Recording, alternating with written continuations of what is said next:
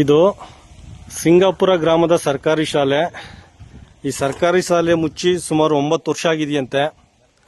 ಈ ಊರಲ್ಲಿ ಸುಮಾರು 10-15 ಮಕ್ಕಳು ಬೇರೆ ಕಡೆ ಸ್ಕೂಲ್ಗಳಿಗೆ ಹೋಗ್ತಾ ಇದೆ. ಸರ್ಕಾರಿ ಶಾಲೆ ಏನಕ್ಕೆ ಮುಚ್ಚೋಯ್ತೆ ಅಂದ್ರೆ ಶೀಟ್ ನೋಡಿ ಯಾವ ರೀತಿ ವ್ಯವಸ್ಥೆ ಇದೆ. ಈ ತರ ಶೀಟ್ ವ್ಯವಸ್ಥೆ ಇದೆ. ಮೂಲಭೂತ ಸೌಕರ್ಯ ಇಲ್ಲ, ಗುಣಮಟ್ಟ ಶಿಕ್ಷಣ ಇಲ್ಲ. ಯಾರು ಸರ್ಕಾರಿ ಶಾಲೆಗೆ ಸೇರಿಸ್ತಾರೆ? ಈ ಅಯೋಗ್ಯ ಶಿಕ್ಷಣ ಸಚಿವ ಬಂದು ಪಾದಯಾತ್ರೆ ಕೈ ಜೋಡಿಸಿ ಗೊತ್ತಾಗುತ್ತೆ ಸರ್ಕಾರಿ ಶಾಲೆ ಏನಕ್ಕೆ ಮುಚ್ಚೋಗ್ತಾ ಇದೆ ಅಂತ ನಾವೇ ತೋರಿಸ್ತೀವಿ. ನೀವು ಅಲ್ಲಿ ಕೂತ್ಕೊಂಡು ಭಾಷಣ ಹೊಡೆಯೋದಲ್ಲ, ವಿಧಾನಸೌಧದಲ್ಲಿ ಕೂತ್ಕೊಂಡು ಭಾಷಣ ಹೊಡೆಯೋದಲ್ಲ, ಬಂದು ತೋರಿಸ್ತೀವಿ. ಇಲ್ಲಿ ಸರ್ಕಾರಿ ಶಾಲೆಗಳ ಮುಚ್ಚೋ ಕಾರಣ ಏನು ಅಂತ ನಾವು ತೋರಿಸ್ತೀವಿ. ಬಂದು ನಮ್ಮ ಜೊತೆ ಪಾದಯಾತ್ರೆ ಭಾಗವಹಿಸಿ. ನಿಮ್ಗಾದ್ರೆ ಎಲ್ಲದಕ್ಕೂ ಸರ್ಕಾರ ದುಡ್ಡು ಕೊಡುತ್ತೆ, ಸಂಬಳ ಕೊಟ್ಟಿಟ್ಕೊಂಡಿರೋದು. ನಿಮ್ಮನ್ನ ಆಯ್ಕೆ ಮಾಡಿದ್ರು, ಸಂಬಳ ಕೊಟ್ಟಿಟ್ಕೊಂಡಿರೋದು.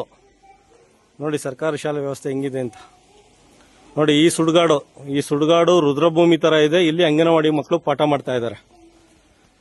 ಸೇಮ್ ರುದ್ರಭೂಮಿ ತರ ಇದೆ. ಇಲ್ಲಿ ಅಂಗನವಾಡಿ ಮಕ್ಕಳು ಪಾಠ ಕೇಳ್ತಾ ಇದ್ದಾರೆ. ಇದ್ರ ಪಾಂಡವಪುರ ತಾಲೂಕು, ಸಿಂಗಾಪುರ. ಹೆಸರಿಗಷ್ಟೇ ಸಿಂಗಾಪುರ. ನೋಡಿ ಇಂಥ ಜಾಗದಲ್ಲಿ ಮಕ್ಕಳೆಲ್ಲ, ಬಡ ಮಕ್ಕಳು ಕೂತ್ಕೊಂಡು ಪಾಠ ಕೇಳ್ತಾ ಇದ್ದಾರೆ, ಅಂಗನವಾಡಿ ಮಕ್ಕಳು. ದೇಶಕ್ಕೆ ಸ್ವತಂತ್ರ ಬಂದು 78 ವರ್ಷ ಆಗಿದೆ. ಪರಿಸ್ಥಿತಿ ನೋಡಿ ಸರ್ಕಾರಿ ಶಾಲೆದು.